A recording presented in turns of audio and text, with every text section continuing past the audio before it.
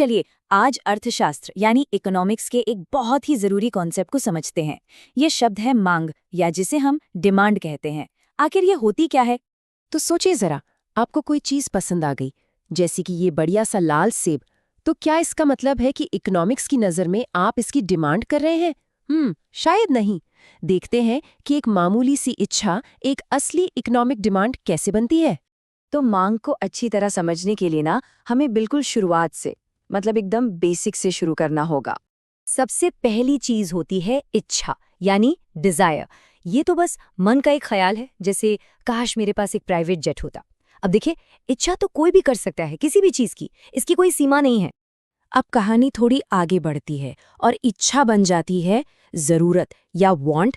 ये कब होता है? जब उस इच्छा को पूरा करने के लिए आपकी जेब में पैसे भी हों, मतलब आपके पास परचेजिंग पावर हो।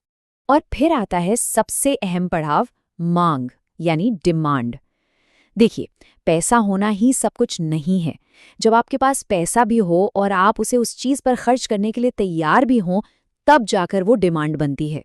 तो जब भी हम इकोनॉमिक्स में डिमांड की बात करते हैं ना, तो उसमें ये 3 चीजें हमेशा शामिल होती हैं।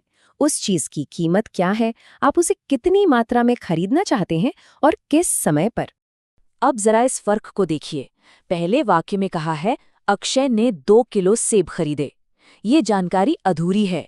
लेकिन दूसरा वाक्य कहता है अक्षय ने 2 किलो सेब खरीदे जब कीमत 60 रुपए किलो थी। अब बात एकदम साफ है। यही एक कंप्लीट डिमांड स्टेटमेंट होता है। ठीक है, तो हमने एक इंसान की डिमांड को तो समझ लिया।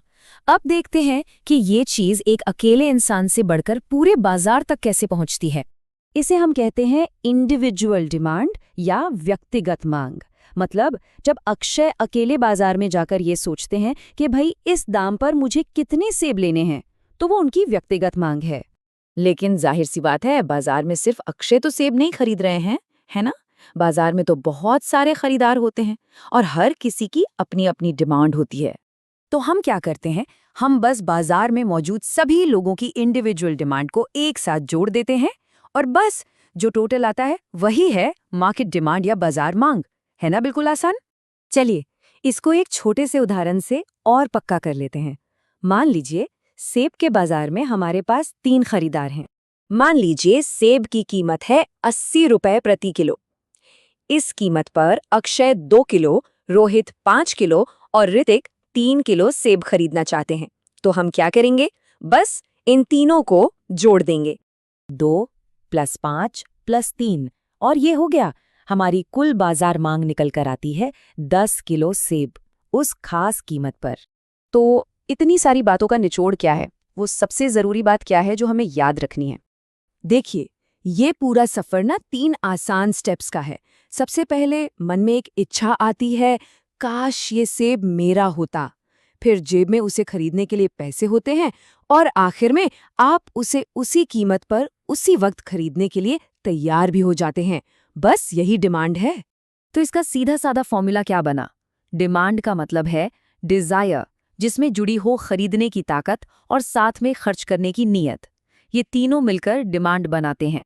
अच्छा, अब हमने ये तो समझ लिया कि डिमांड क्या है और इसे मापते कैसे हैं। पर सवाल ये उठता है कि वो कौन सी वजह हैं जिनसे डिमांड घटती या बढ़ती है? और पता है, यही सवाल हमें अर्थशास्त्र के एक बहुत ही मशहूर नियम, लॉ ऑफ डिमांड की तरफ ले जाता है। लेकिन उसकी बात हम करेंगे अगली बार। सुनने के लिए शुक्रिया।